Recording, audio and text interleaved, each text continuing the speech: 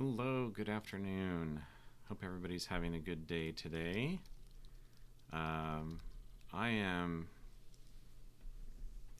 still a little bit undecided about what we're going to do today, but we're going to try a thing or two and see where it goes. So I really want to pick up Bevy again, but I'm a little intimidated. So we might try that. I also have an idea for maybe it would be a shorter project, which is a command line utility, and I think that might be nice to get started on, and maybe we can do that for a couple weeks, and then we'll pick up Bevy. So that's what I'm thinking at this point. Yay! Hi, Chris. Welcome to the stream. New project. I think Chris, it's good you're here. I always am impressed about how much effort you put into your Bevy projects, and it is a big domain, right? Making an interactive game.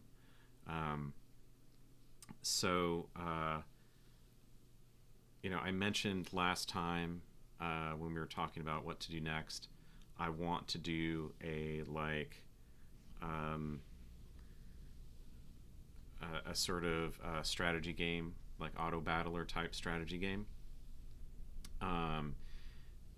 That's a big project, and I think I have some ideas for the systems in it, but it might be better to do something short, and then I can take some time off stream to prepare for that.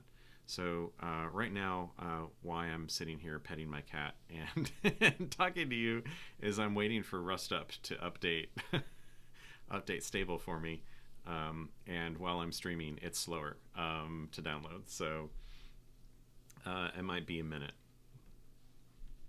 Okay, so we've got. So what I'd like to do is let's do a hopefully just a few weeks, a few sessions, command line tool. And the idea for this came up at work recently. We had this script, and what it does is it goes through a bunch of files and validates their format using a couple command line tools. And so, it's kind of a combination of find plus the find utility, core utils utility, plus no cat cam. I know. Okay, here we'll get you off my face and onto the cat as much as I can here. Here we'll scoot back so you can see cat. Okay, so maybe maybe one of these days I'll get a dedicated cat cam. Anyway, the problem with this script was that it was all sequential, right? So like we would do some find the files and pipe that to a while loop with a read in the head of the while loop in a bash script, right? And so I was like, gosh, this is so slow. Well, there's an easy way to parallelize it. And I'm going to return camera to normal here, relatively speaking. Let's see here. Okay. So an easy way to parallelize it is to use the command line utility xargs. If you're not familiar with that, what it'll do is it will take the output of a command that you pipe to it and use that to fill in the command line arguments of another program that you specify. So it's a really kind of a straightforward, Unix tool. I say straightforward; it actually has its own weirdnesses to it. So I did that. I was like, okay. And one of the things it does is it lets you set how many processes do you want to do in parallel? How many arguments per invocation do you want to send? And I'm sorry, I'm going to bump it up just a little. Okay, camera problems. And that was great because I like sped up the script by about factor 2 or more. The downside was now these are running in parallel processes, like multiple processes, but they're all sharing the same output buffer. So it's like, well, if one of them prints something and it doesn't have enough context on it, which file was it validating? Now we did have it set up such that it'll exit immediately on if any of these tools, return a non-zero exit code. That was not a problem. But if you're getting all this output interleaved, you don't really know if it's looking at a bunch of files in parallel or a bunch of related files. You don't really know which one is being validated by that output, or what does that relate to. So I thought, oh gosh, well, we got all these great TUI things, text user interface things in Rust. Specifically, Ratatouille comes to mind. What if I could do something where it's like xargs, and it would let you spawn processes in parallel, and then it could group the output. So we could buffer the output of each command, and like group it with like a box or like a divider. You could expand and collapse them, something like that. So that's what I'm thinking we might try to do. We'll do the basics of xargs first. We'll like kind of do a slightly simpler version, and then we'll look at how can we group the output together so it's not just they're not all sharing the same standard output. Okay, real quick, I'm going to restart my editor and then we will get going. So that's my idea. We'll do that for a few weeks, and then we will try to pick Bevy back up because I really do want to do that. Okay, I've got my updated Rust now, so we're gonna do cargo new bin, and I'm gonna call it arrgs, like pirates. Okay, oops, and we're just gonna. I messed that up, didn't I? All right. Well, we're gonna use the menu. arrgs. Okay. So this should be fun. Hi, Isaac. Welcome to the stream. Haven't seen you in a while. Okay. So this is going to be a pretty... Let me bump up the text size for y'all there. I know, like, I have, since I got my new monitor set up, I have not adjusted everything on here properly. Yeah, so I was just explaining, Isaac, we are going to do a kind of interesting take on a replacement for xargs, the command line tool. So that should be fun. Okay, so what are the basics of this? What we're going to do is we're going to have a loop, and it's going to read inputs from standard in, and the convention is that they are white space separated. But there's also an option for null separated. If they're, and I don't know if we'll handle that this time. Maybe we'll just do white space separated first. So there's a flag. So we're probably going to have to pull in clap if we want to do that. We might start off just by taking the input and and like doing it one at a time. There are also other options for number of arguments to pass, number of concurrent subprocesses.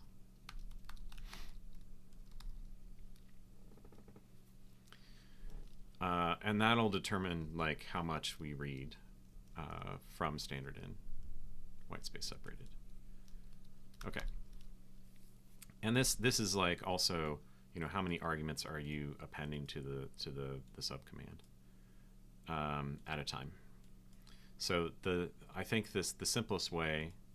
So the first version will be, we'll do white space separated, one argument at a time. Yeah. I was explaining, Isaac, you said I'm only vaguely familiar with it, as in copy paste some scripts that used it. Yeah. I was explaining that I used it to speed up a script, but then I couldn't tell what the outputs were from. So what I want to do is group outputs in a reasonable way, such that you can see where they're coming from, what they're associated with. Okay, number of concurrent. Okay, so then for each batch of inputs, we want to spawn a subprocess appending the inputs to its command line args. So that's basically what xargs does. There are going to be some process handling stuff in here, like what I mean by that is handling input and output streams. So what we want to have is, we're just going to do a basic implementation of xargs first, but I want to get to the grouping, which means we're going to have to manage our output,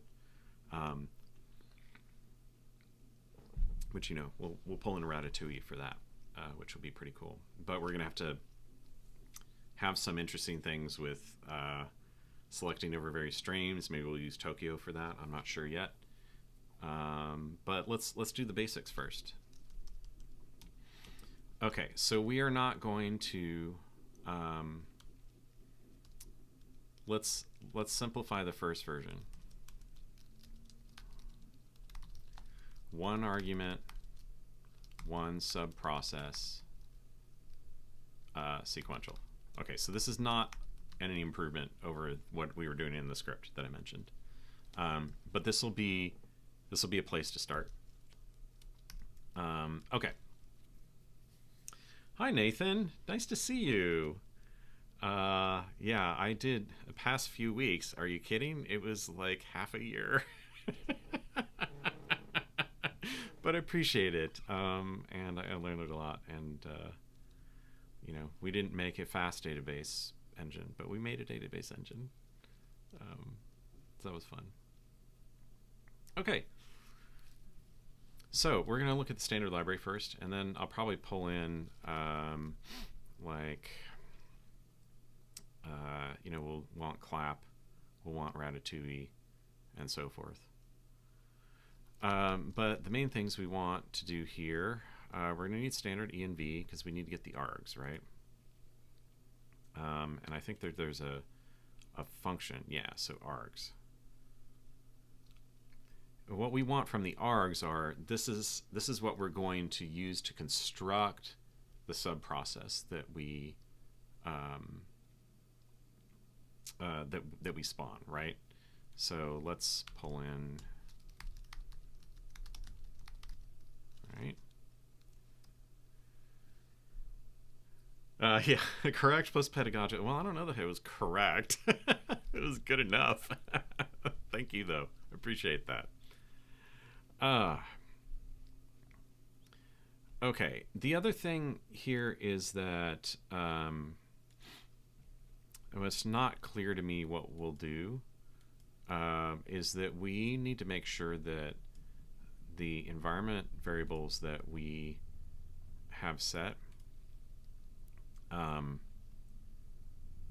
like our environment variables, get set for the subprocess. And I think subprocess. Otherwise, you could get some weird things with like scripts not working and so forth. So we may have to deal with that. I'm not sure yet. Okay, so what we're going to do is we need to get, so this args is an iterator. Yeah, we'll only deal with Unicode for now. Technically, we could use args OS, in which case we don't care about whether it's Unicode or not.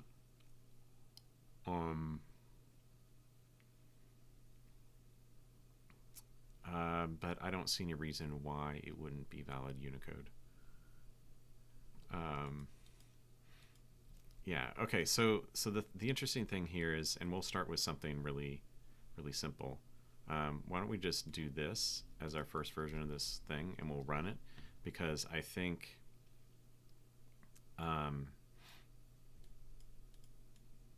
let's just use standard env. We're going to use some of the other things in there probably.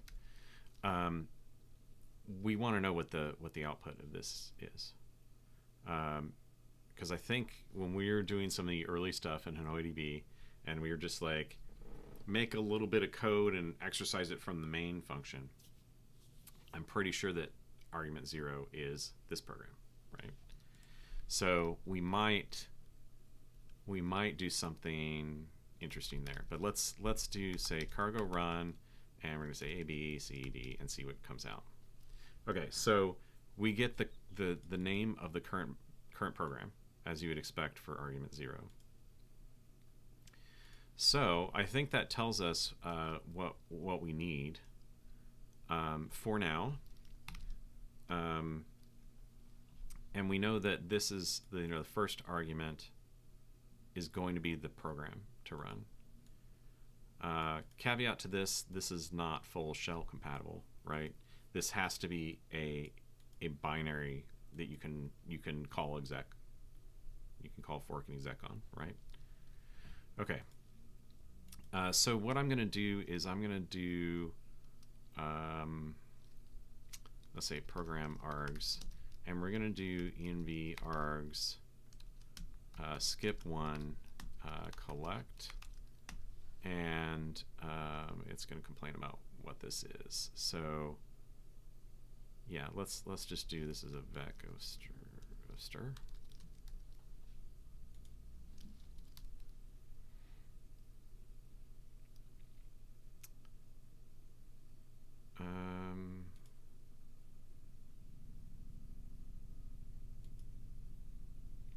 I think it has to be owned.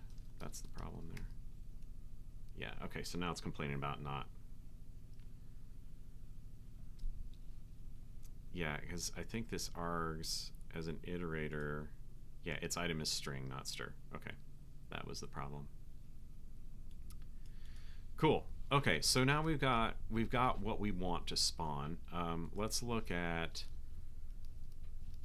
I think it's going to be standard process. Yeah, so we're going to use command. Let me bump up the size here so we can all read it, including my aging eyes. So command, we want to take,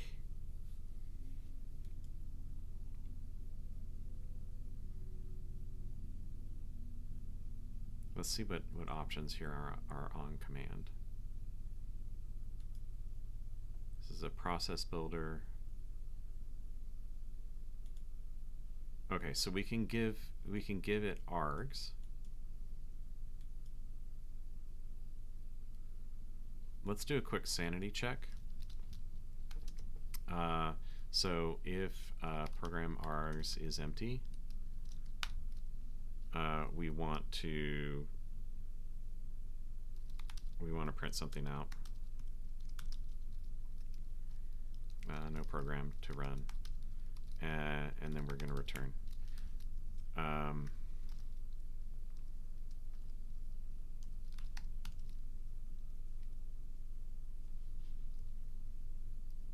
Yeah, unneeded return statement. That's fine. I don't care.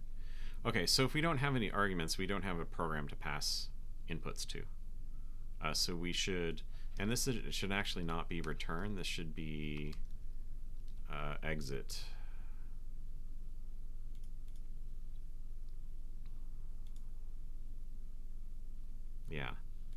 So let's use standard process. So we're going to get self and command. I want separate because we're going to do a command builder. Okay, so we're gonna do process exit exit 1.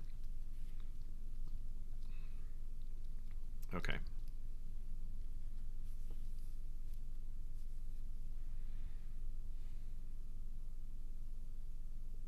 Or we can just do abort.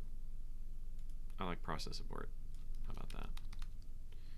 I think that you know, stuff won't be flushed. And let's leave it at exit because I don't think that this isn't really a panic. We don't need to abort quickly.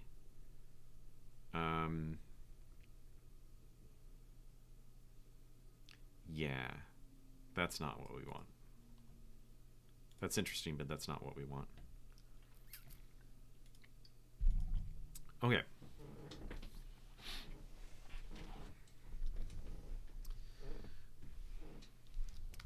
All right, so now we're going to read inputs from standard in. So let's look at standard IO.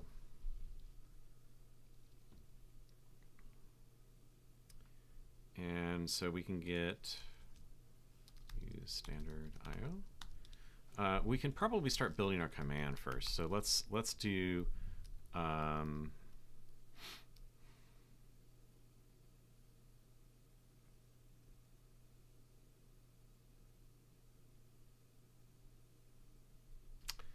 no, I'm going to wait and I'm going to put that inside the loop.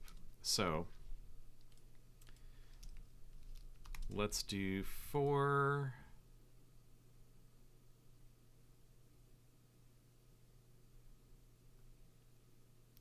I think there might be some helper types of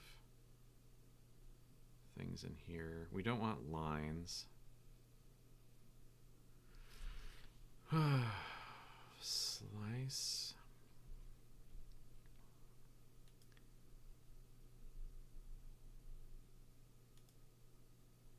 Yeah. What we'd like to do is make sure that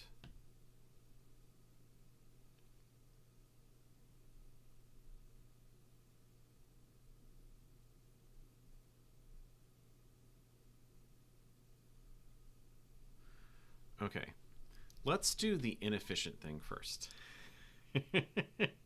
And then we'll go back and we'll make it more efficient. So what I'm going to do, don't do this in your own programs, kids. So we're going to say inputs. We're going to read the entirety of standard in to a string. And then we'll get fancy later. So we're going to do IO read to string, standard, or IO standard in. Okay. Yeah, don't try this at home, kids. Totally don't do this at home. Somebody gets you completely unbuffered input, or like a huge input, and now your process memory goes crazy. So, so now what I'm going to do is I'm going to treat this. Yeah, okay, so we're already at the point where we need to have this return result. Result of empty, and this is going to be IO error probably.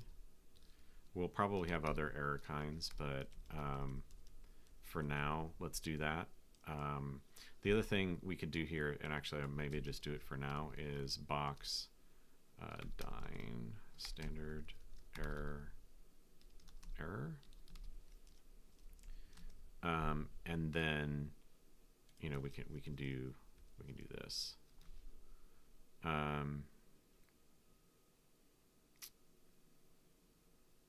Yeah, and then down here we need to do like okay, right?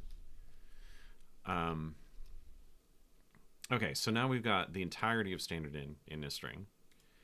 So then we're going to look at standard string and get some stuff. Like we could do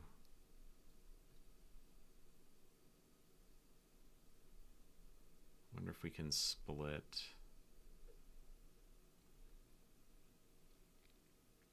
So there's lines, which is kind of what we want, but not exactly.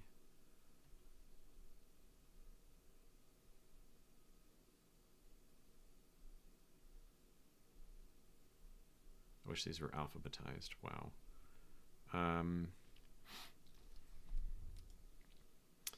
There's also the whole like pattern thing. No, that's experimental. Where is that in here? We could do regex maybe.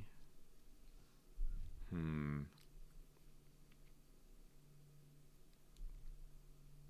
might have to pull in a crate for that. Here, let's look at string. And I split. They're split off.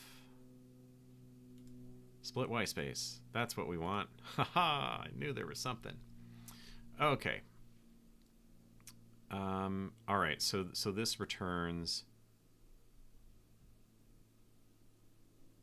This is and it returns strings. Okay. So we're gonna do for item in inputs dot split white space.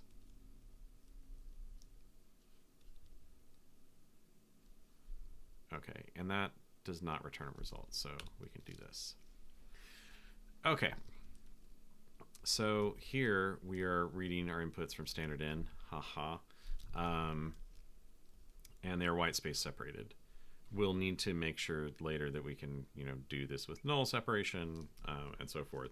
Actually, the null separation is probably easier because we can just scan for null bytes.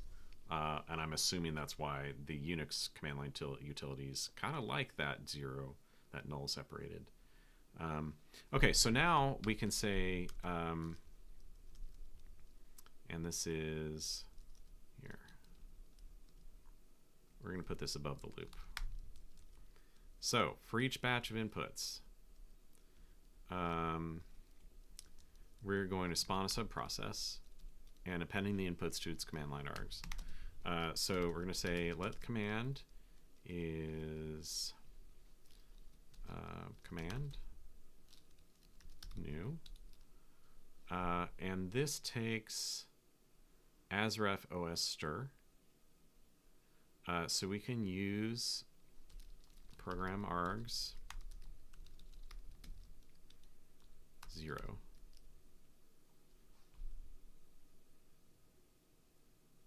Okay. And then we can say args, and we can slice program args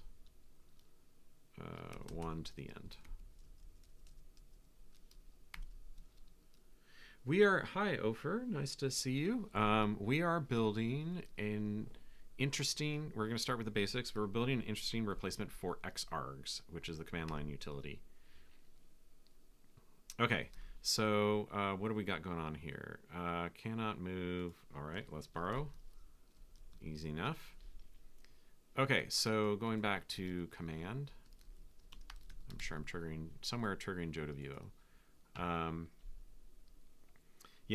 Over the goal here, we're going to do the basics first, like one argument, one subprocess, and so forth. But the goal here is we're going to get multiple subprocesses at once, and we're going to group their outputs such that, if one of them prints out 10 lines and another one prints out 5 lines, they don't interleave with one another. So that's the goal. And then hopefully this will just be a few weeks, and then we'll do something else. Okay. So there's probably some things here that we want to configure. So this is inherited with spawn or status, piped when used with output. Right. So I think that we'll use spawn, or we'll use status.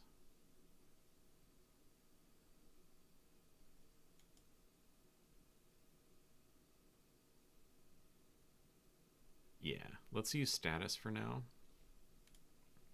And here's the next thing. So we got the basic args, but we also need to add the arg, which is the current item. And then we'll say, and this is piping, or this is inheriting the output. So command dot status question mark. Okay, if status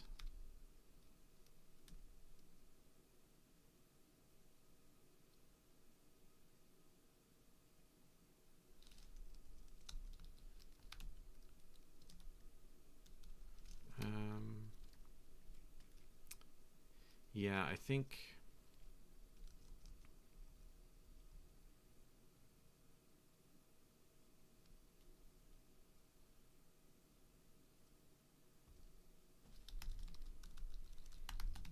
I'm going to do this a dumb way first.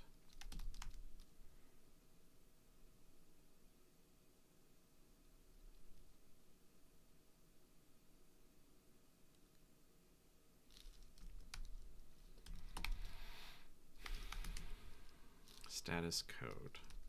Okay, if there's none, we're going to do nothing. The main thing here is if I'm going to go ahead and put it's some 0 here, and let's move that up.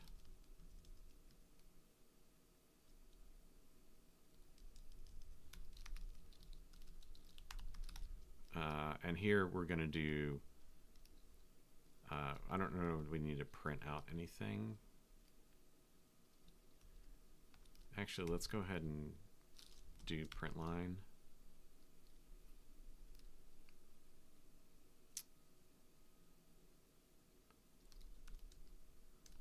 And let's say, see if we can get from the command, it's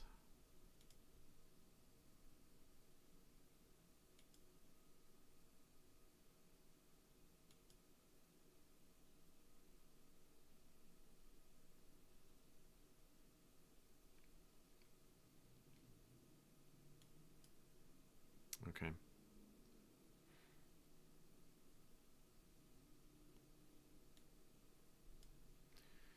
Yeah, what I want to do is print out which command failed.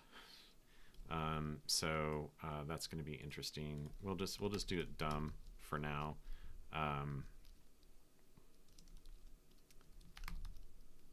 With status this, and we'll say code here to simplify that.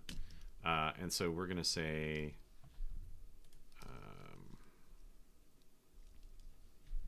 this is going to be command dot program, get program. And this is going to be command dot args, no, get args. And I'm guessing that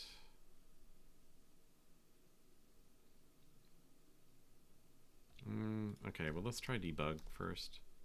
Okay, so it's fine. Right. The issue might be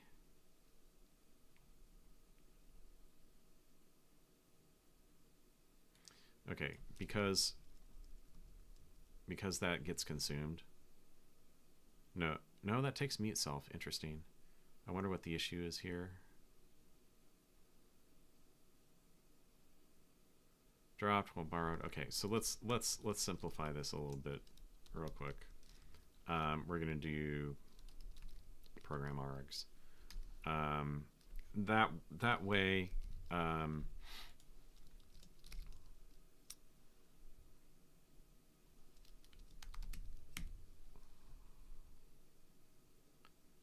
yeah.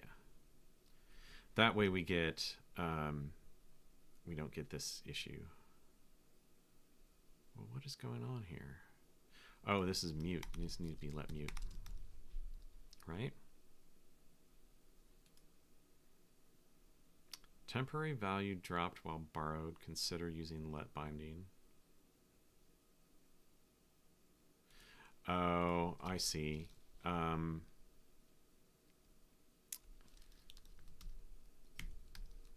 That's the problem. It doesn't do the full like return self from those. So like that was returning. These were returning a like they don't want you to do an assignment and a chain.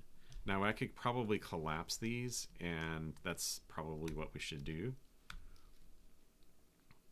And we'll do let status equals this, and we'll collapse this like this. Then it doesn't complain about it being dropped because it gets dropped after this call and it's never referenced again. Okay. So, I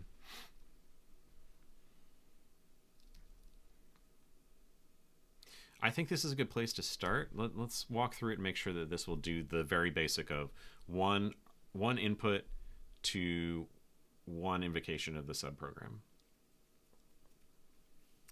Okay, so we collect all the arguments on the command line.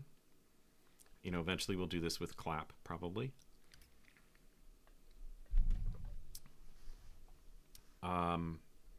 If there are none, then we exit. We forgot to do here process.exit code. Because we want to stop. This may be an option we handle later, but we want to stop if a subprocess fails.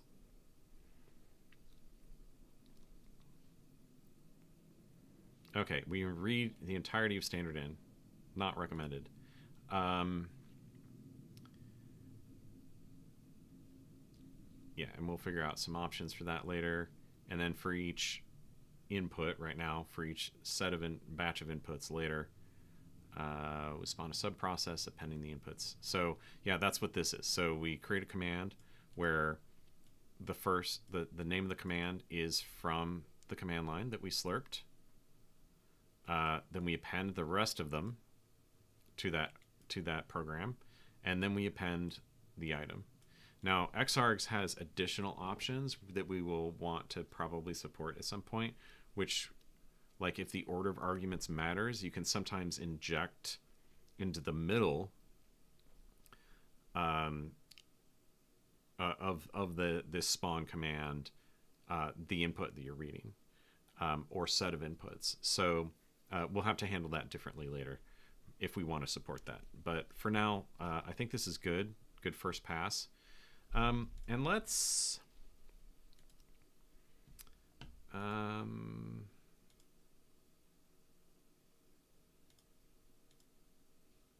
okay, yeah, let's build. Sorry, I just want to see. We can, yeah. So let's do something like let's first do a quick few tests, and we're not going to pass anything. So no program to run. We should maybe do a usage thing at some point. Okay, so if we do echo foo.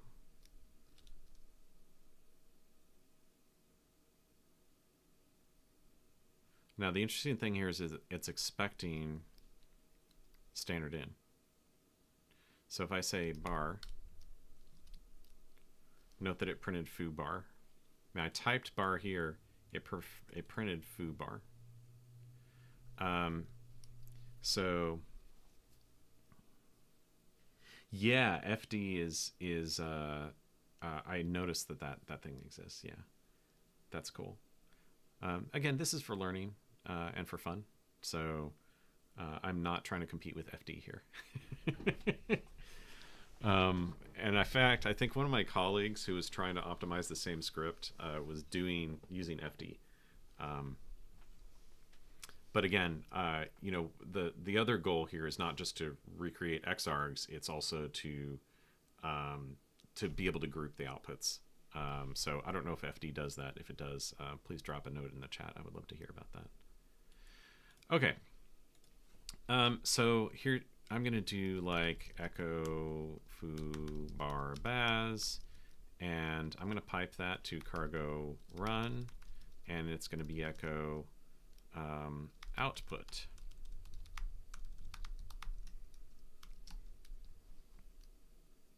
Okay.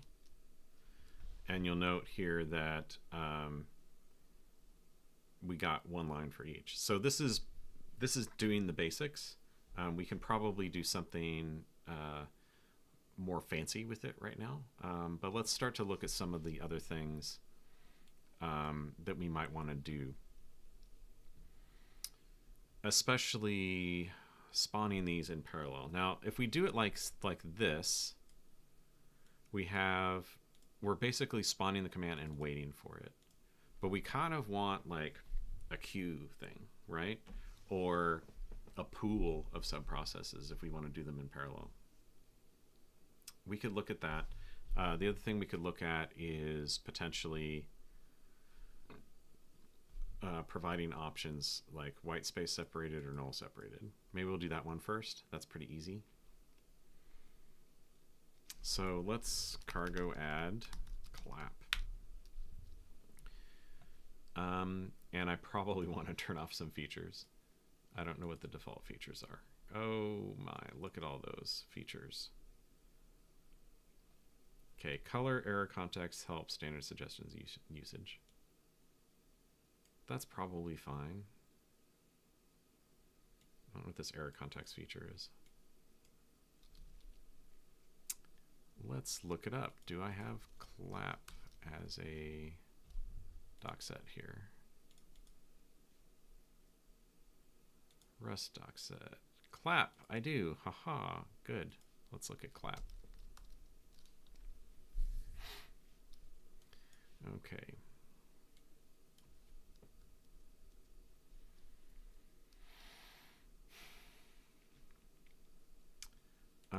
It looks like derive is not turned on, so let's turn that on.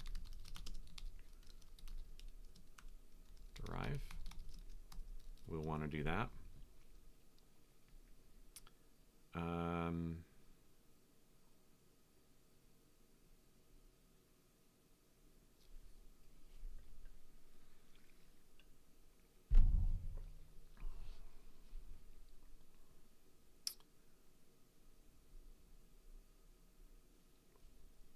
Okay.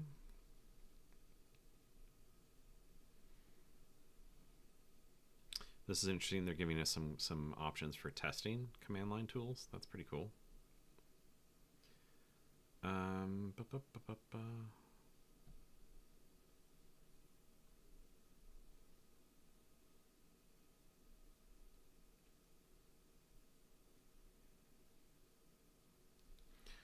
Okay.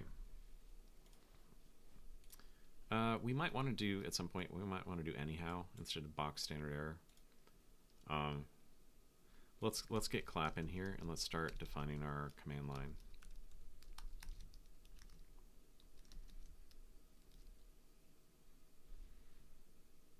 Use clap parser.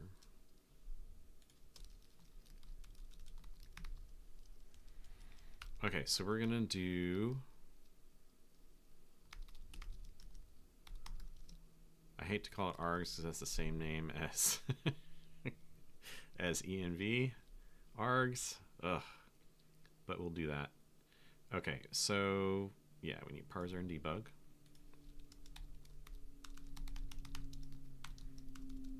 Parser, debug. And then we're going to say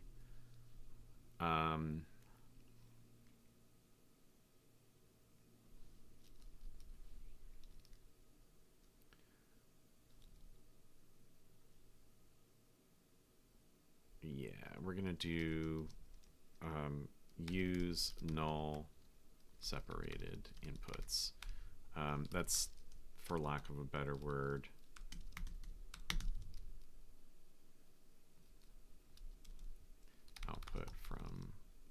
find, I think it's -0.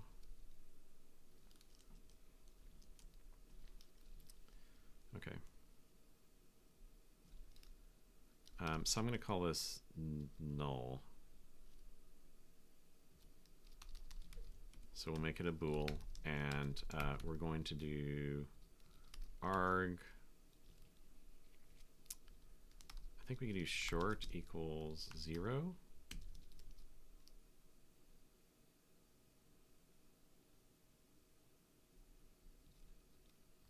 We'll have long, that's fine.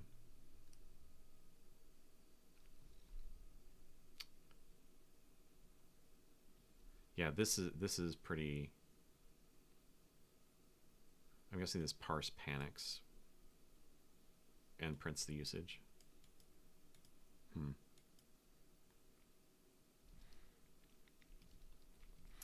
Okay, and then we probably need a default. No, that's not what I wanted.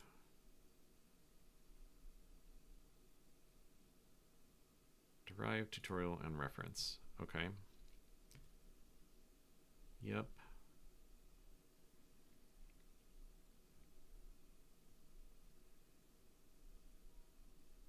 So what are the argument attributes we can use?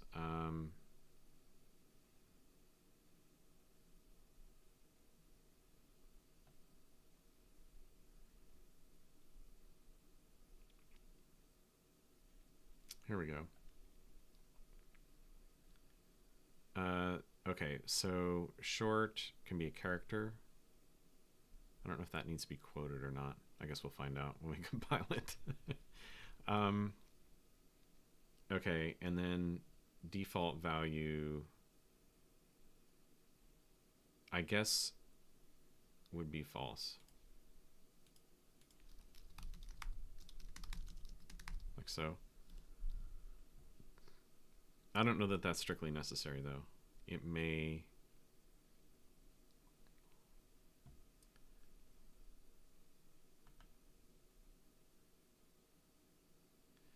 Okay, and then the other thing we need to do is we need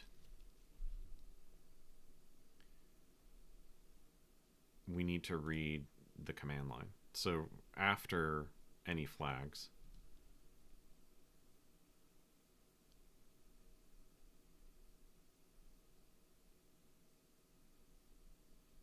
okay, adding arguments.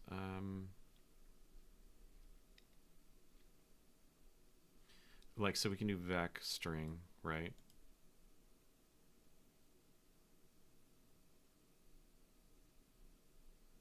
Because we do want positional arguments. Okay, so they're giving a demo here of, like, you know, positional arguments.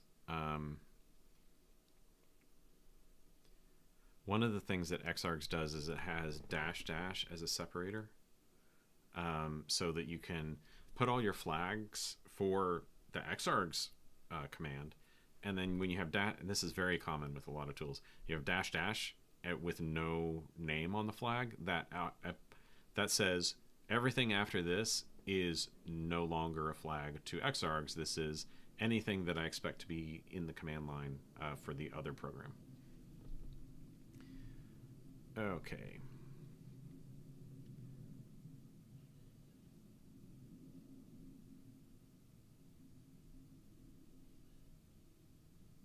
Okay, so by default, okay, so we don't need this default value. Bools default to null, or default to false anyway. So okay.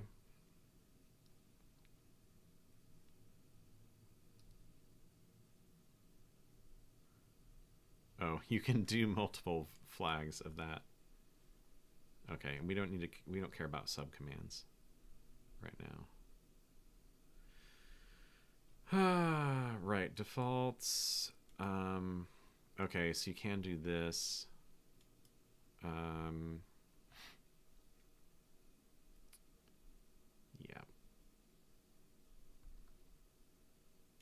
Well, it's chapter 3, validation. what I'm not seeing is if there's any way to have a separator flag. We might not be able to do it with derive, but builder tutorial.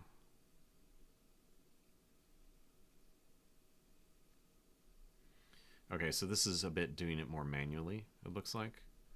You create a builder and then you add your arguments to it. This actually looks a lot more like I've had to do some Go at work, and there's some command line flag parsing library that kind of looks like this. It's not technically a builder, but for every flag you do a definition and you add it, and it does whatever magic it needs to do to get that out of the command line. Okay. Some command matches. Okay. Well, let's just try this. I think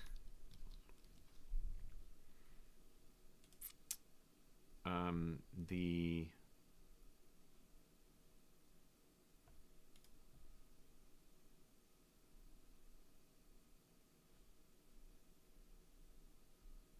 I want to see what that example that they were showing with the different.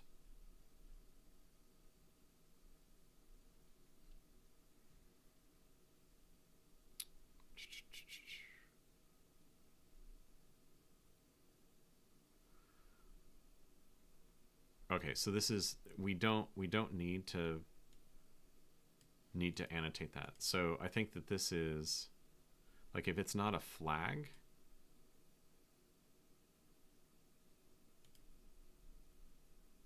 Sorry, I'm looking at the help. Where was that example we saw earlier where it was just a vec of string, and I don't think that it. Yeah, well, let's just do it without this, and we're going to say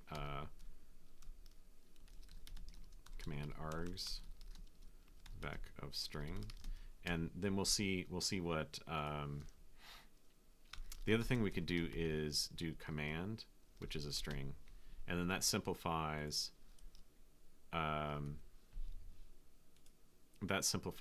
this down here, I think.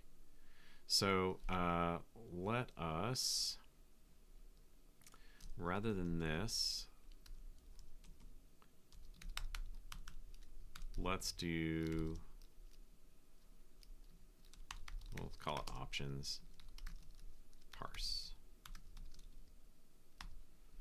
And let's see here. That's not helping me. Let's see if we can do get the clap to build. Okay, so actually what we want to do is let me rename this and go program, and this is program arrgs, and then we can go down here and we can replace this with options.program.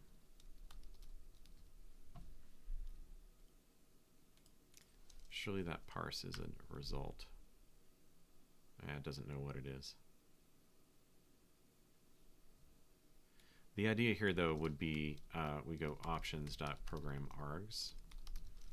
We'll want to borrow that in each case, and that way we can kind of move the responsibility of handling this into clap. This is not going to compile, so let's see what happens.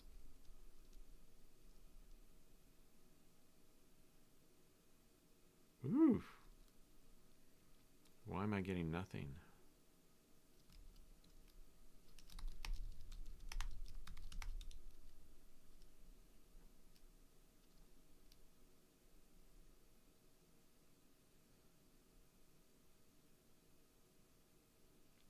Okay.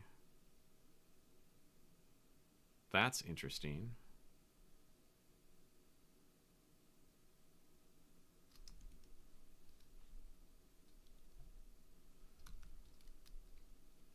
Okay, I'm going to stop and I'm going to comment this out.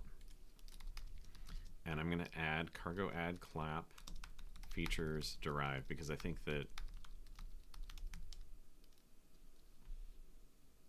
okay, that's exactly what I had. Now we're building. Okay, cargo build. Let's see what's going on. Okay. Okay, so this is, you know, this does panic or exit.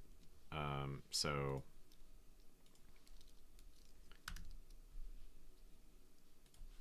all right. So then that is args. So we know that it passed. And let's do, oh,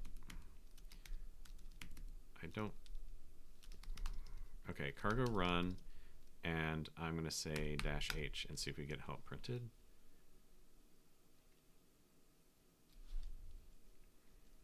Line 44. Oh, let's do options.program args. Program.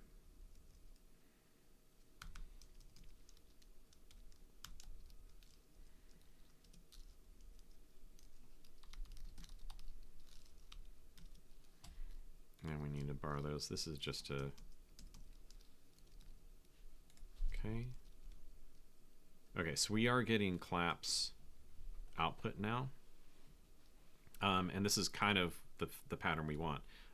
Remember, before we were checking to make sure that there was at least a program name, right? Separation with a subcommand that takes a vec of stir.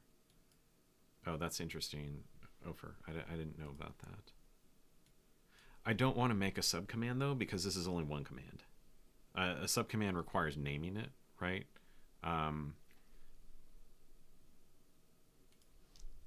But here, these are just positional arguments.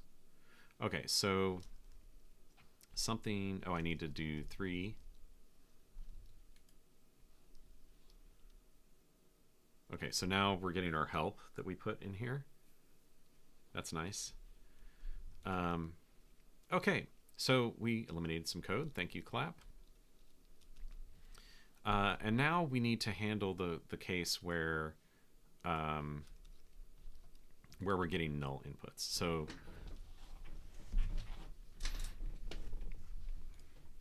we don't want to split on white space. And here's the thing, that if we are doing,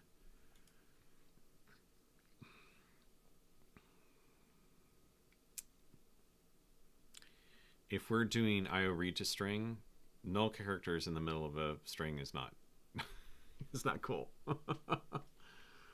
I mean, we can try it, right? So like I could do, yeah, let's look at find help.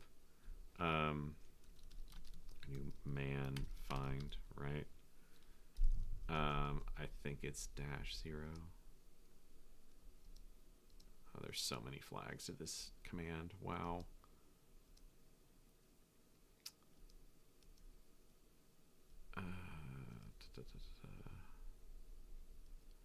Operators.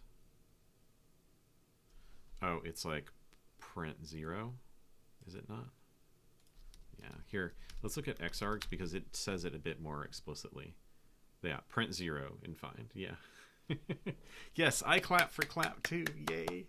Okay, so if we use print 0 on find, so what we can do here is let's just test this out.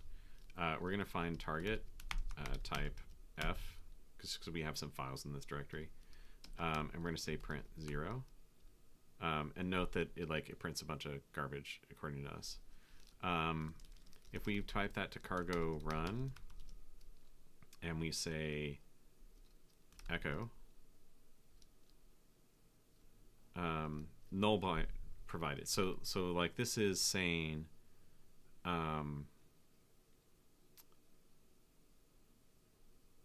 they can't read this to string, I'm guessing is where that's happening.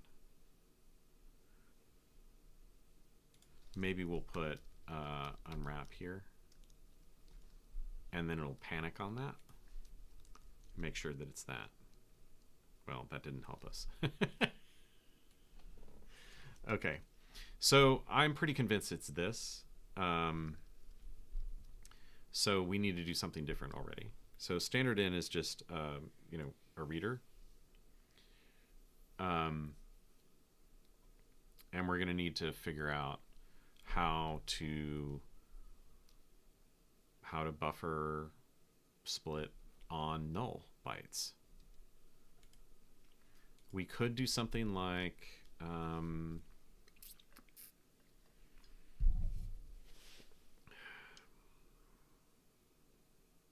nom.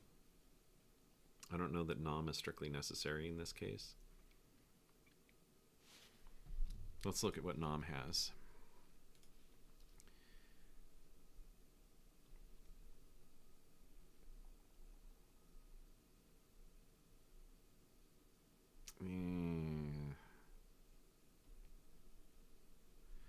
We kind of want the null byte to be greedy.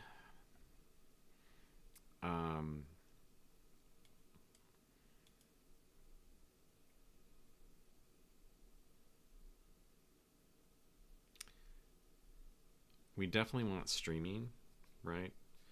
Because we're going to be, reading some number of bytes, and then we don't want to emit anything until we have a complete argument, right? So we probably want a streaming parser there. Let's look at recipes. So they have a white space combinator, right? Before and after. That's interesting. Comments, Rust style identifiers, octal binary numbers, decimal numbers.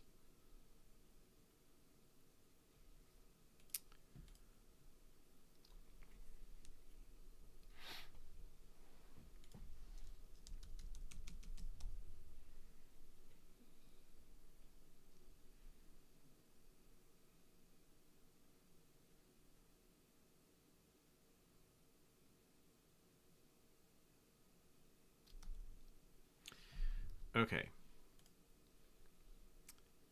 So we need to think about how to do this. I kind of want to let's just make an enum, and we'll make something that emits strings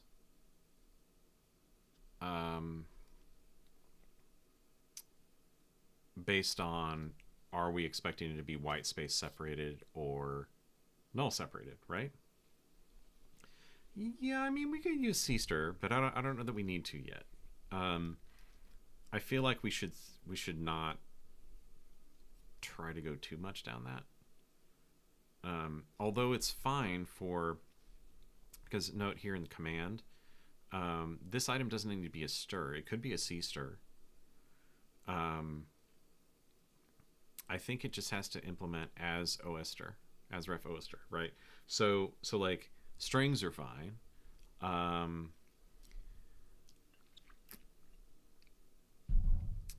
The osters, the lower level string type, or the native operating system string type, is fine. And I assume that if we get, well, let's just look. Does a slice of bytes implement os as ref oster?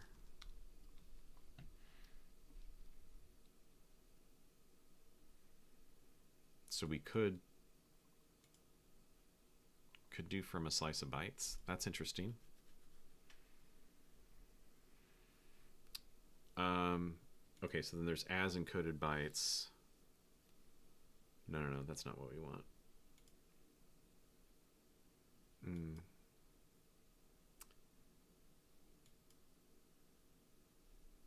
Okay, well, here's all the implementations of as ref oster.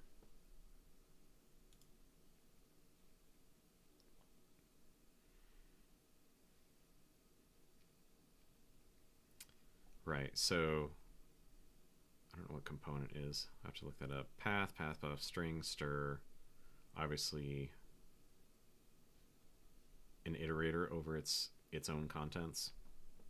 That's fine. OS string, which is not borrowed. We could look at OS string, which is an owned one.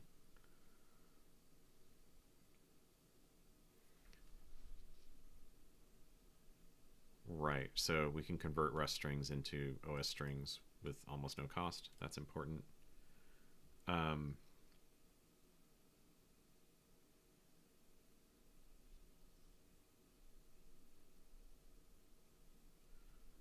What I'm curious about is, can we take bytes that we slice out of standard in red that we're reading from, and can we turn it into one of these types? Well, I guess we could do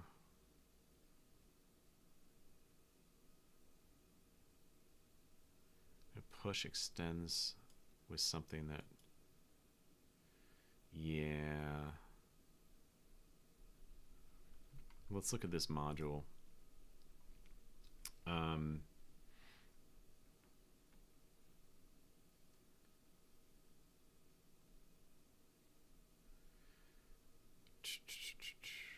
Yeah, there's no functions here that would be like, hey, can I turn this byte into an OS string?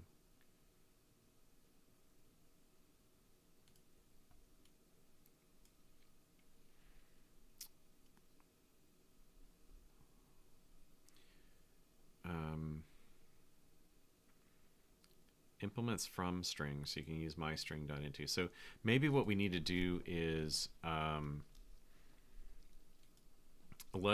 because if we look at string, we can do like from UTF-8, which returns a result.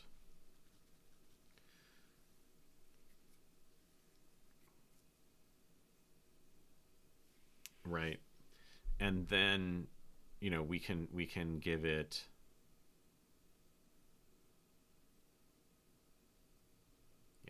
we can do from UTF-8, I think, and then we can take those bytes that we're receiving on standard input, break them up. I really wish this would take a slice of U8s, but I can understand why it doesn't. You need to allocate it. It's like, hey, you give me this, and I'll validate whether it's a UTF-8 or not.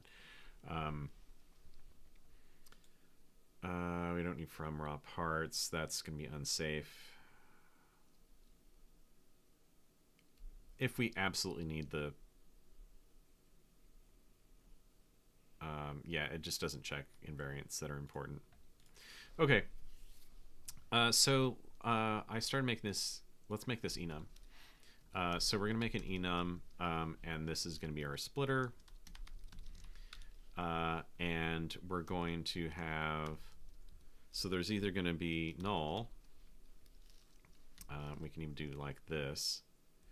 And what we want to do is have this be like an iterator or something.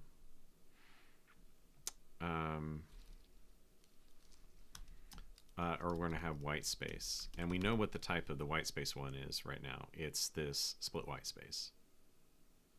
Assuming we're consuming the entirety of standard in. So this is going to be split white space. And that does...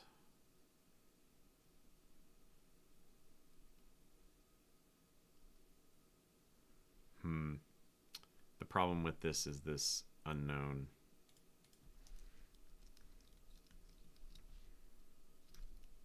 Yeah, it doesn't like that. How did I know that was going to happen? Okay. So then the null, we need to probably create something that will be an iterator and just give us back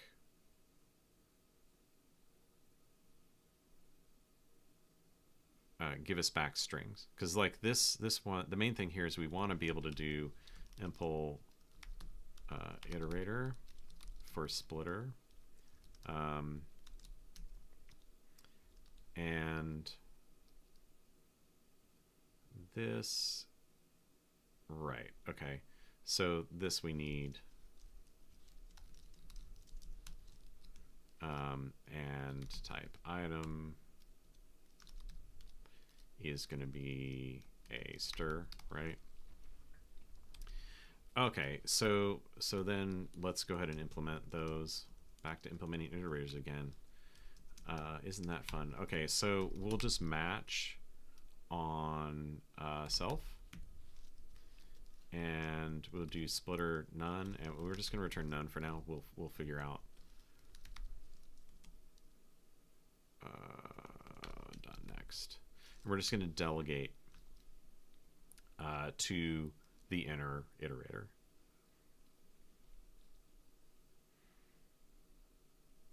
Okay, so let's make a struct that is a null splitter. And what we're going to do here is we're going to say this is a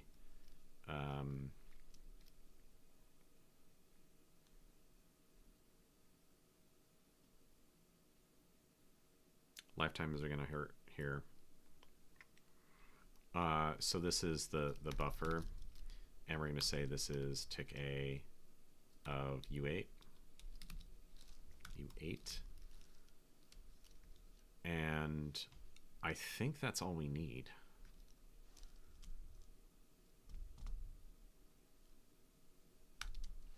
So let's impl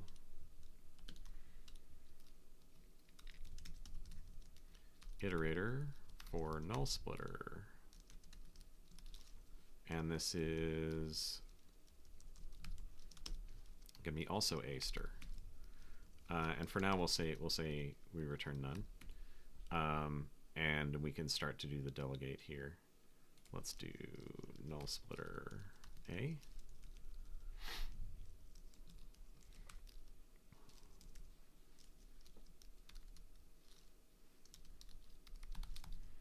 And we'll do null splitter next. Okay. So now we need to do the work here.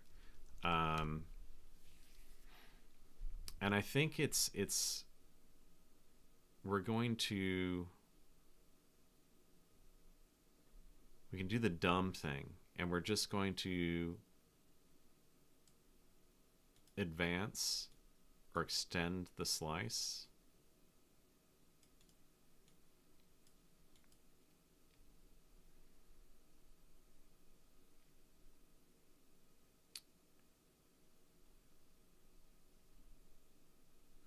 We kind of want to, actually it's we'll find the first index of a null, and then we'll use that to reslice, and then we need to convert it to a stir. Okay, so let's figure out how to do that. The main thing, though, is we're going to have to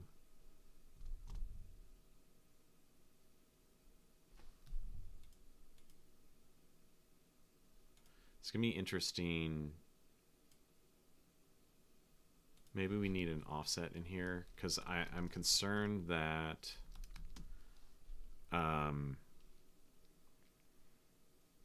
if I slice off the front, then I'm modifying this slice, and its lifetime, like, that'll get dropped, or that'll be like, yeah. So I think I'm going to use an offset in here. We'll just keep the original buffer slice unmodified. It would be more efficient to slice off the front of the buffer and just take those and return them as stirs. But then it's like, well, what happens to that value after it's dropped from here? I guess the thing is, though, it refers to the original U8 buffer, right? There's a vec somewhere. There's a vec somewhere. Maybe it's okay. Let's comment this out, and maybe we'll have to do that. Yeah, I was thinking it's fine because as a reference, the lifetime is specified here, and so you know that the stirs given back live at least as long as this, which is owned somewhere else. So it's probably fine. I was just getting a little bit paranoid there. The other thing, though, is we might need to do some unsafe code here because we need to treat this slice of U8s as a stir. Because I was looking at string, but I need to look at the stir type.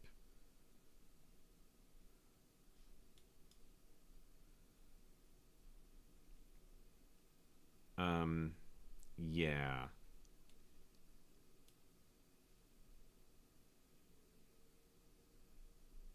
You can't directly allocate these.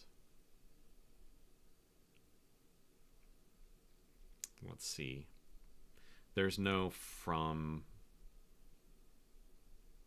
UTF-8 on this. You can only do that with strings. That's the part that I'm kind of like not happy about.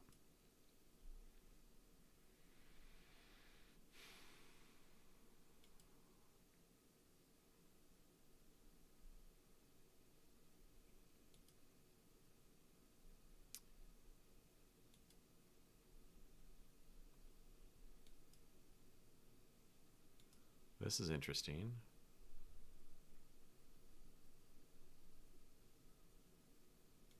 Maybe this is what we want. But you need a stir first, right? Yeah.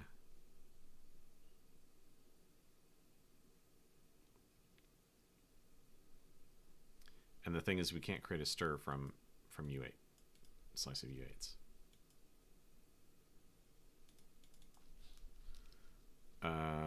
Let's look at the slice type.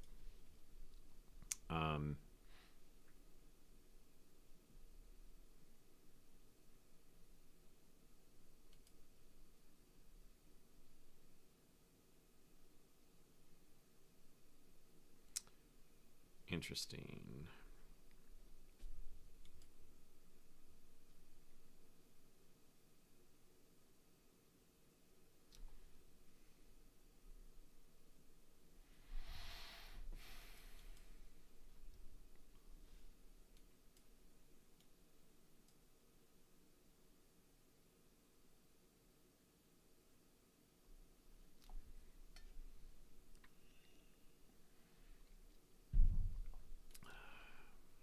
Nope. Nightly.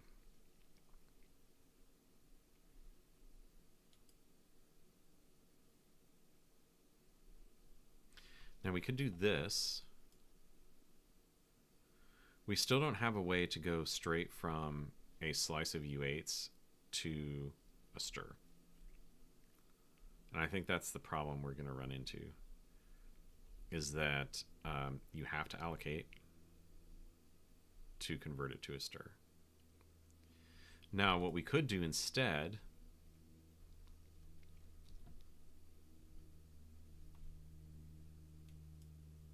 no, that's still oh, UTF-8 chunks.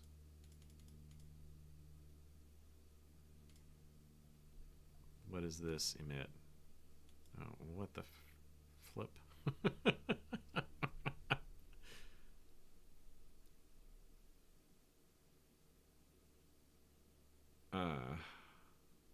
That's not what we want.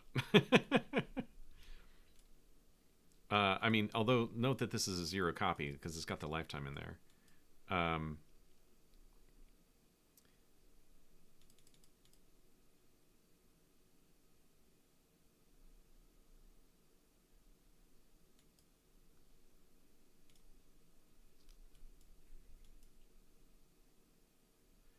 That might be something that we could use, though. Because where we were looking at slice before, UTF-8 chunks.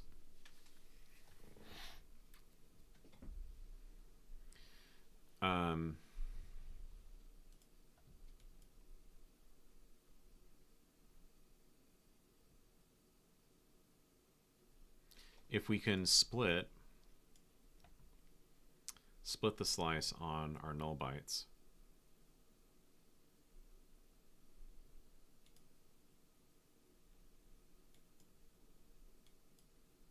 We do something like this, partition point, or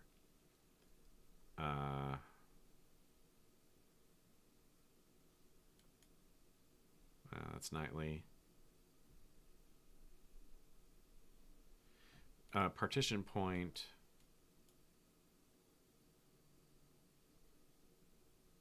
Let's see if that, we don't want binary search.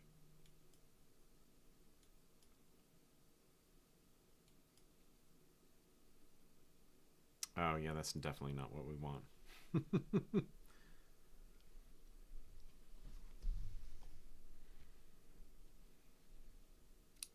Okay.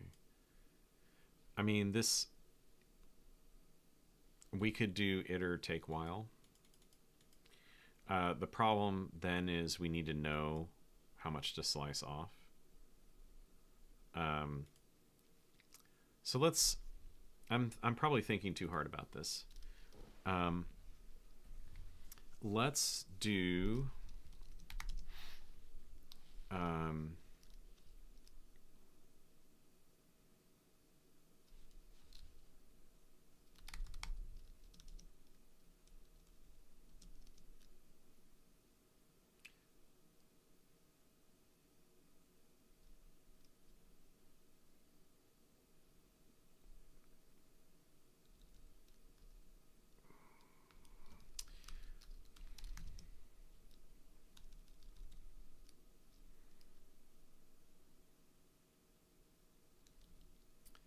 I want to, yeah, I guess we can iterate.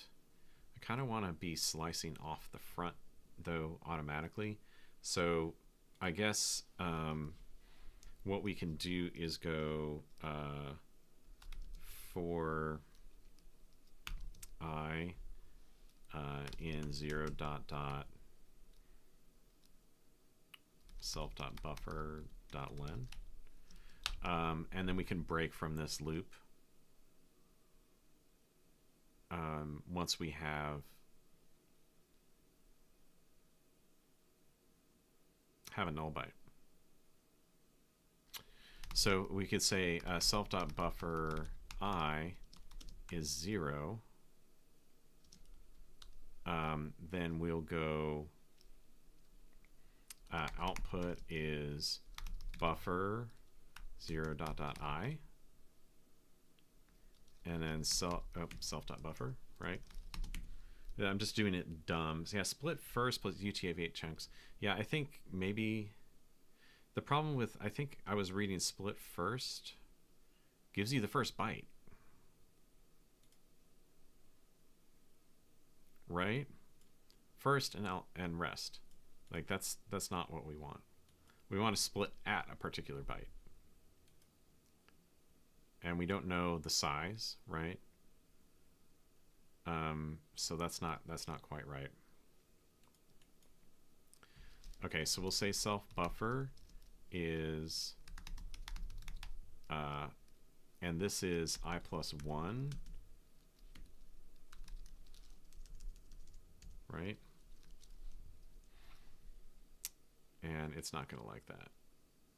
Okay, so it's just complaining here. We'll just say none to keep it happy, or to do. All right.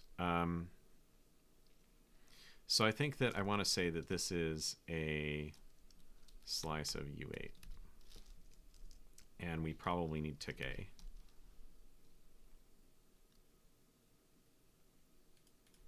We'll just say slice of U8 for now. Okay, and we need borrow. We don't move. Okay, now it's never read. So now,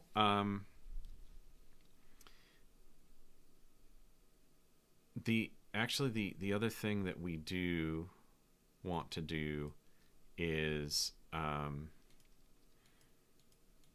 if we never reach null,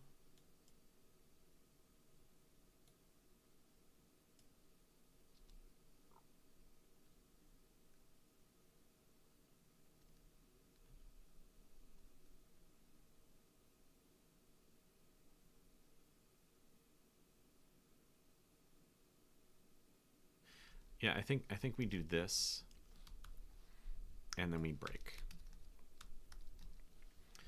So we keep extending the slice here. And if we hit a null byte, we break. And then if we run out and we never hit the null byte, we still have the full slice of like the last thing. Oh, you said split once. Let's look at split once. Is that on slice? Again, not alphabetized. Split once. Nightly. Try not to use nightly right now. Okay. Okay, so now we have a slice of U8s, and what we need to produce is a stir. So I think that we'll use that Ofer's suggestion of the UTF-8 chunks thing over this slice. Yeah, sorry. I mean, I understand wanting to put things in particular orders that make sense to the documentation author, but when you're trying to search for something, it's so bad. Okay.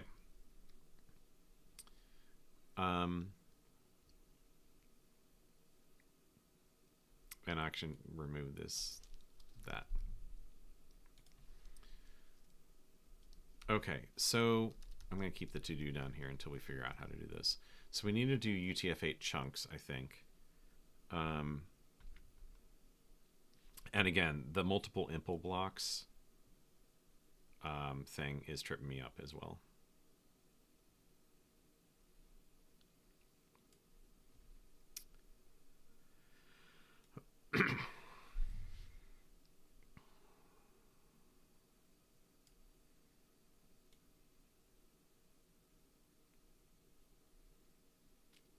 Oh, that's interesting. We could use read until, but we don't want to copy out. Yeah.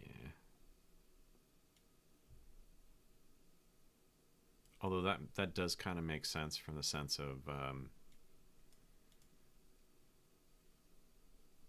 like the operation we're trying to do. But yeah.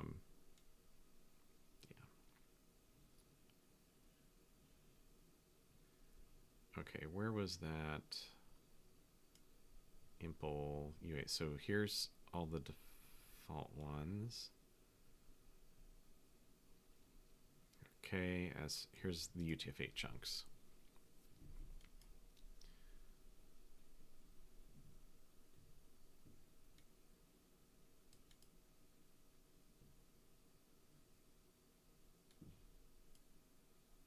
Okay, so this example is about formatting. We don't care about that. The thing here is, yeah, we do not want to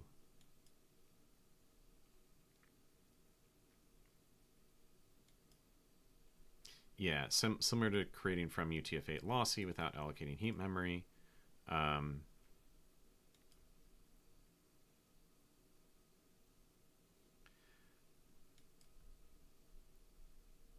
There's a question in my mind about whether we should just drop pieces that are invalid, invalid UTF-8.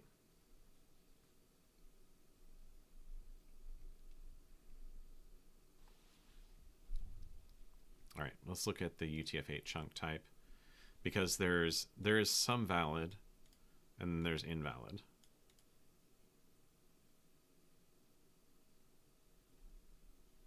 All right, well, let's YOLO it for now. I'm probably overthinking this. So we want to do output UTF-8 chunks dot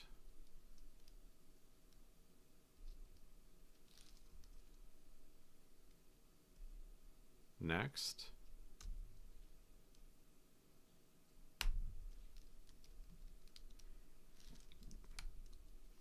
I'm gonna do this.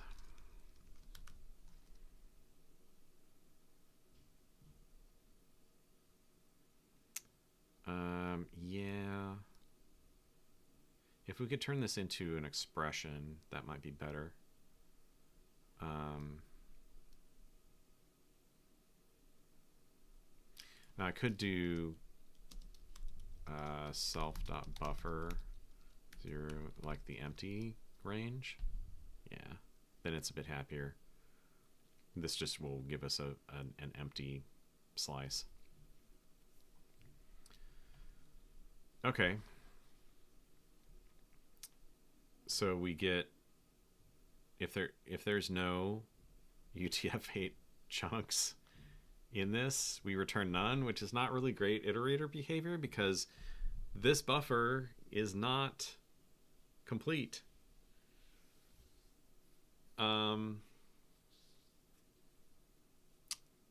Yeah. Again, we're running into, like, we ran into this with hanoidb too. We run into this, option of a result. We could possibly do that.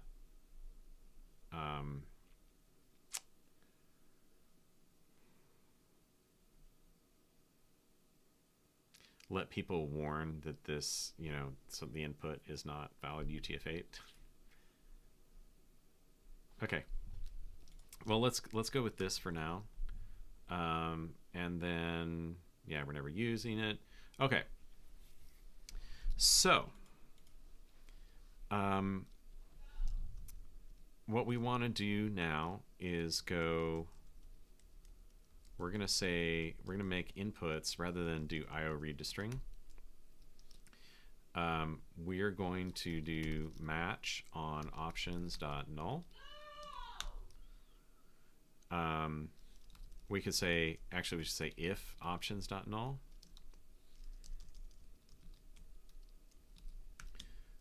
Else. Can't even type. Running to the end of the stream here. Okay, so if it's that, then we want it to be a splitter null. We have to construct a null splitter. And the buffer is going to be, and here's where it gets interesting, and we might need to, yeah, let's look at standard IO again, because we're not doing buffering yet, right?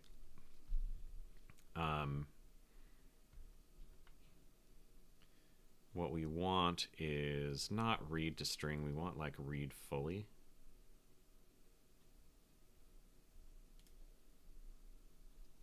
Read to end.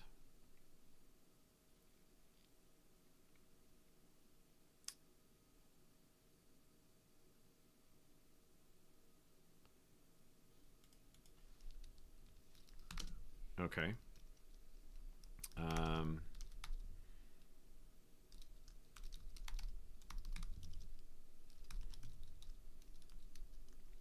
Okay, so we're making a vec. And what we want to do is go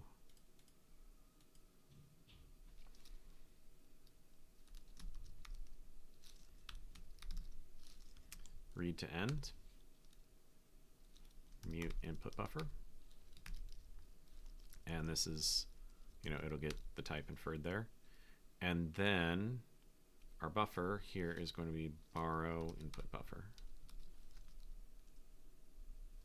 Right? Yeah, fine.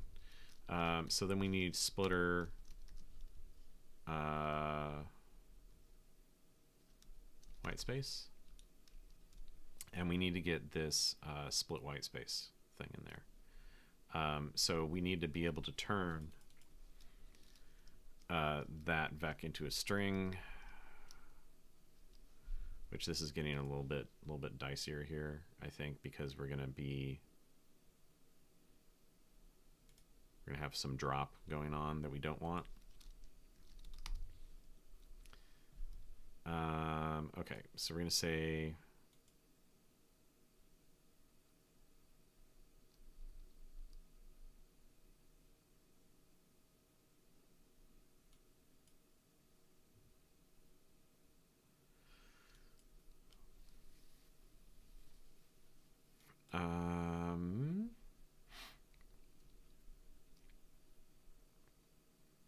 we could use from UTF-8 lossy.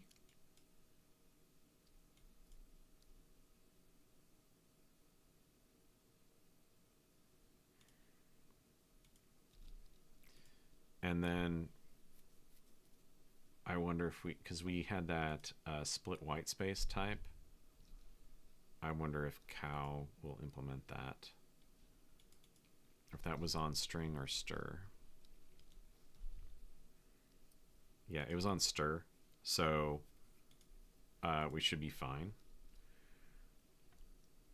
All right, well let's give it a try.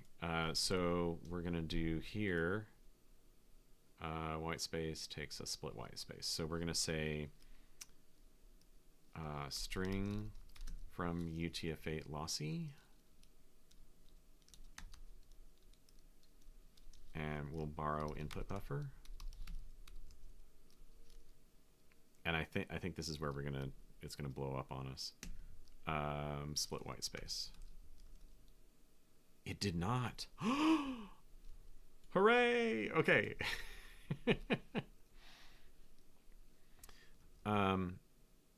No, it did. Yeah, drop 12 error. That's what I expected. I could box leak it. The other possibility is that we could do something like put it into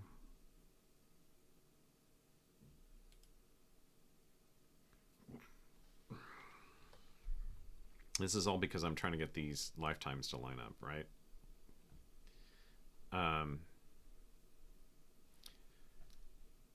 Wonder again, the stir type does not have any from thing.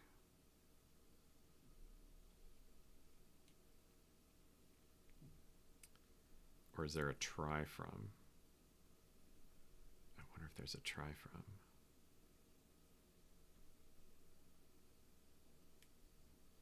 No, toString. Try from OS stir. Okay.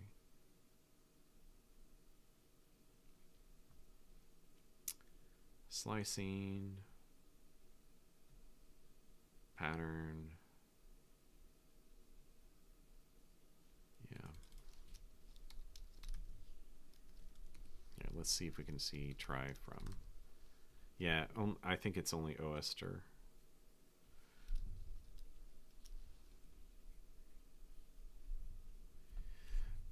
Well,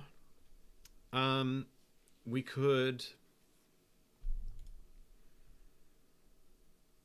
leak this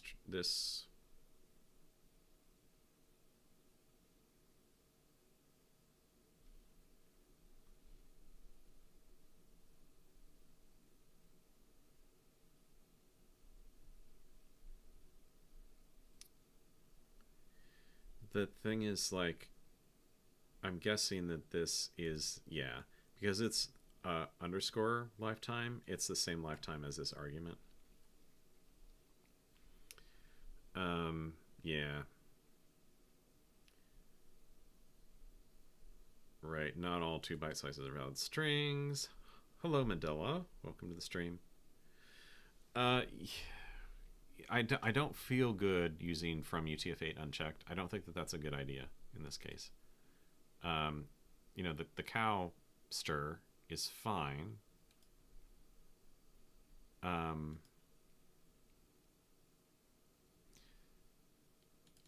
I would rather have something that doesn't take ownership, but returns a result of a stir or an error if it's not valid UTF-8.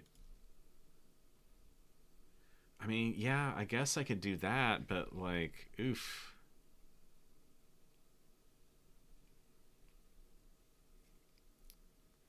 Yeah, so note here that this is like this is using UTF-8 chunks under the covers.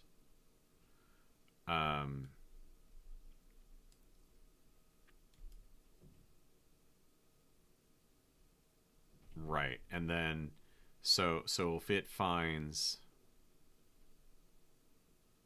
right, if it gets in, okay, and then cow borrowed a static stir. And then it puts in the replacement.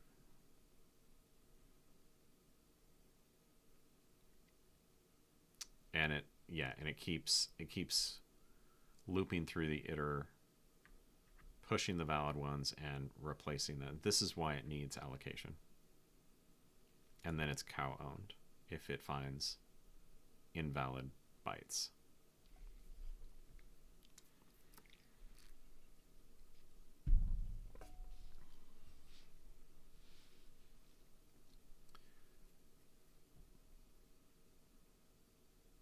Okay, and it has a special case for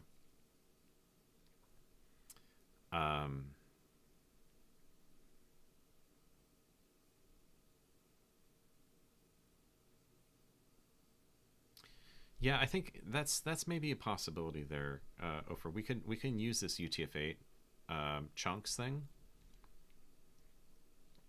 and yeah, let's YOLO that. Okay, so we're eventually gonna get this white space thing, but what we want to do is so let's say contents is input buffer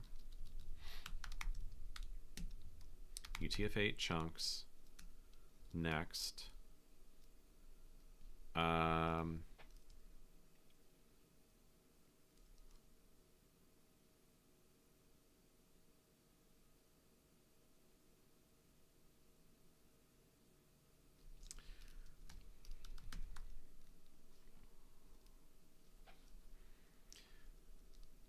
we're going to say map or, and the default is going to be empty.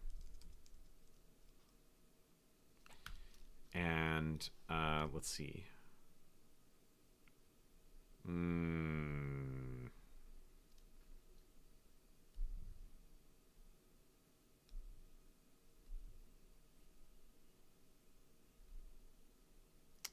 Don't want map or, I kind of want like and then. Yeah. Because if we get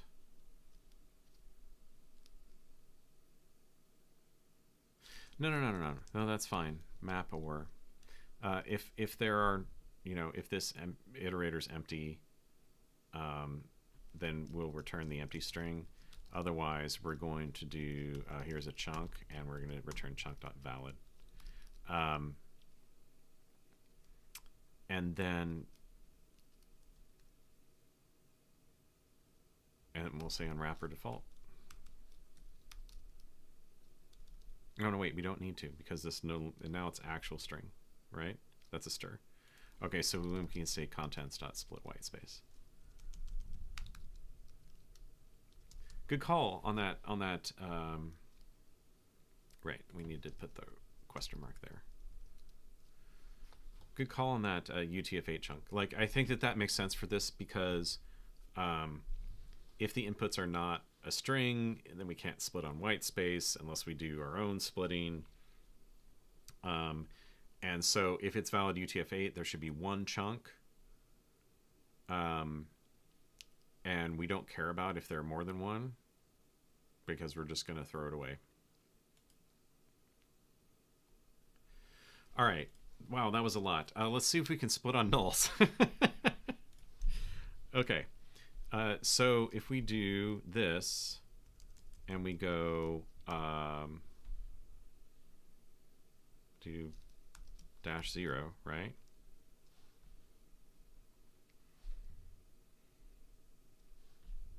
And there we go. And hey, that was pretty snappy, right? We're finding a bunch of files that, you know, this is the contents of the target directory, so it's the build. That was pretty cool. Okay. Now, like, I'm feeling a little bit messy here, so I'm going to start to make a lib.rs and move some of these things over there.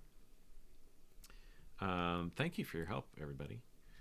Also, let's make sure that the white space splitting still works. So we're going to remove this and remove the -0, -0, and yeah, it still works just fine. Cool. Yeah, so let's get stuff over into. We don't need this. That's nice.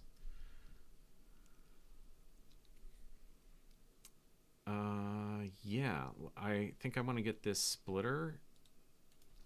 So we'll say split input. I don't want to like get too overly. Let's see, mod split input, use split input, pub use star.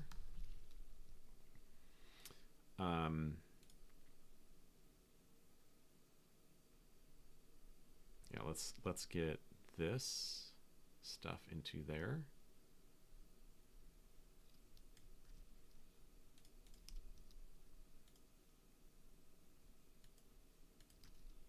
And it's going to tell me, yeah, I need to import that.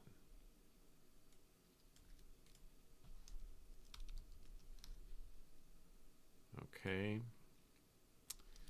And then we're going to use, and I think that we can probably make some constructors for splitter here. So let's go ahead and do that. And then this will be, in one place.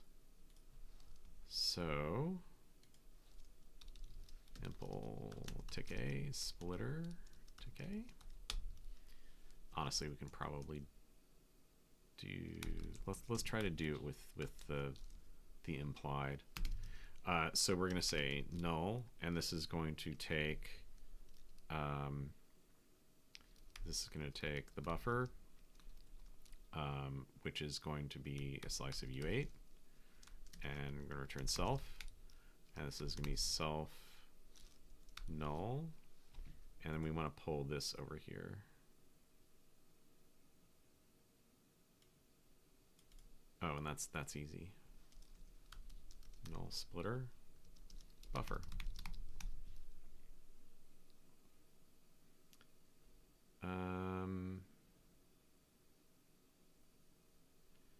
Yeah, I think it's complaining about the lifetimes there.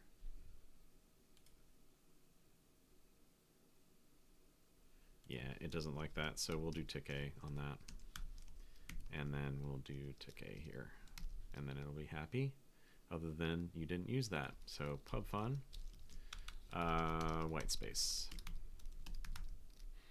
And here we'll take the buffer, again is a tick a U8, and it's going to return self, and then we'll do this. And we'll just say self, white space there. Okay, and this is not input buffer, but buffer. Okay, and then over here we can go splitter null of input buffer.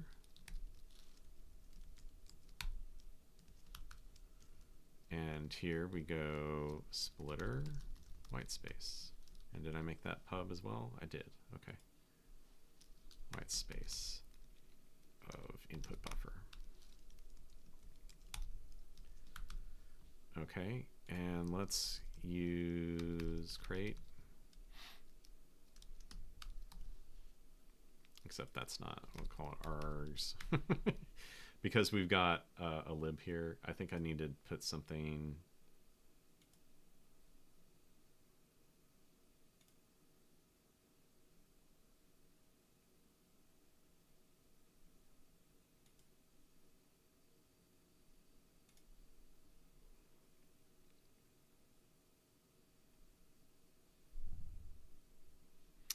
Oh, I think the issue is this needs to be pub.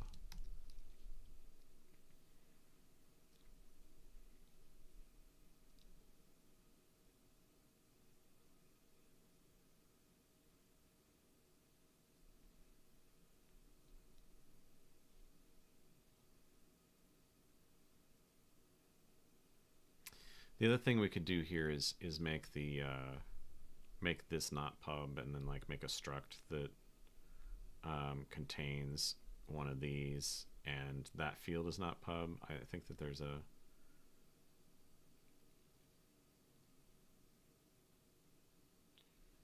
right. It's complaining about this.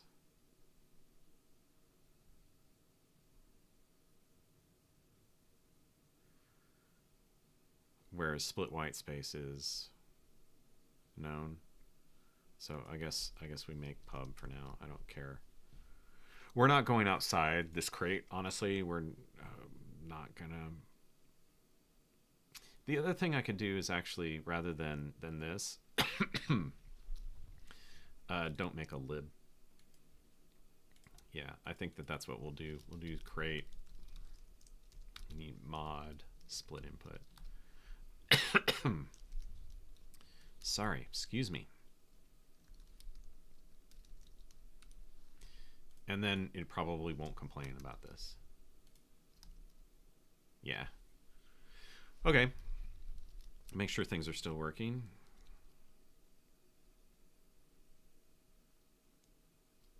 Okay, let's try it with print 0.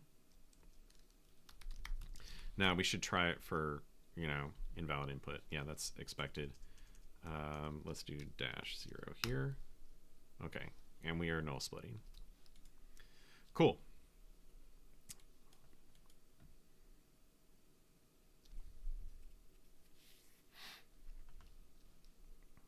All right. So this might be a good place to stop.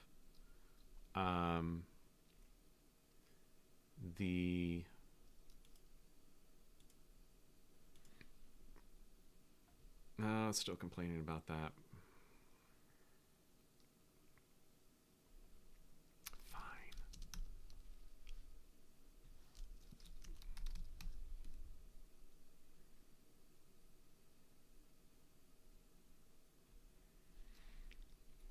Okay. I think we have enough to go from for today. What I'd like to do next time, I'll go ahead and create, with the few minutes we have left, I'll go ahead and create a repo for this. And yeah, github.com, Sean Cribbs. I don't need to do that right now. Let's create a new repo. Actually, I could do it here. Repo. This is Sean, and we're going to call it arrgs.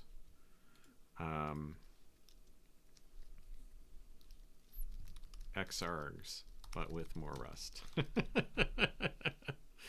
Okay, and we don't need to do any of the this stuff. I guess I could choose a license. We'll do MIT license. And then Cargo will have created a README for me, so I don't need to do that.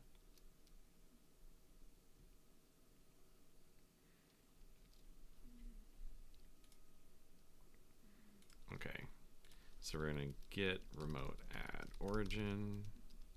Okay. All right. So note that it put the license in there, and we're going to git add dot. And this is session 1. Basic spawning with null byte separation to separator. Cool. And I'm going to push. And I probably, oh, it did not create a README. Let's see what we got. Okay, so we've got the code up there. Let's do a quick README.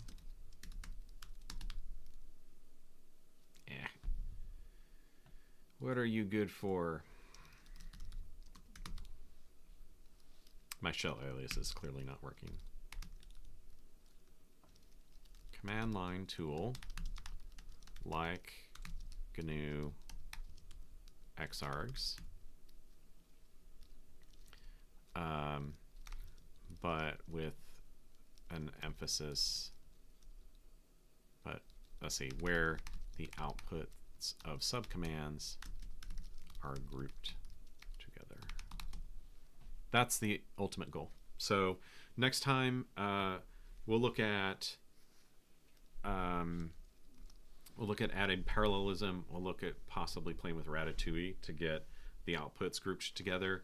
We're gonna have to do some really interesting stuff, I think, with this command stuff that's in the standard library is pretty useful. Um, but we're going to want to use piped. So yeah, so we need something that implements into standard IO. I guess we can use piped.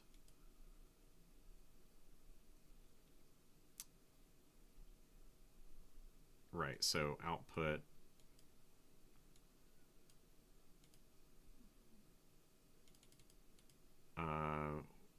But we may need to do some lower level stuff like spawn, possibly on the command. Yeah, let's look at spawn. So this returns a result of a child, even if that child is not completed.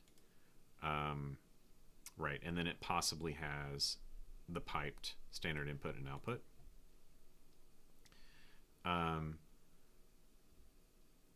And we will want to have ways to read these, the standard output and the standard error, and send them back through our thing that we're building that's grouping that output. Yeah, so we've got some interesting things to look into, I think, for next time. Thank you so much for coming and for the great participation today. That was fantastic, helping me along the way. And then after we've done this for, I don't know, 2, 3, 4 sessions, then we'll go look at Bevy again. I'll probably do some stuff off stream to make me ready to take on that project, because that's big. It's very intimidating to me. I don't have Chris's experience, but the goal is have fun, learn some things, and thank you for joining me again today. See you next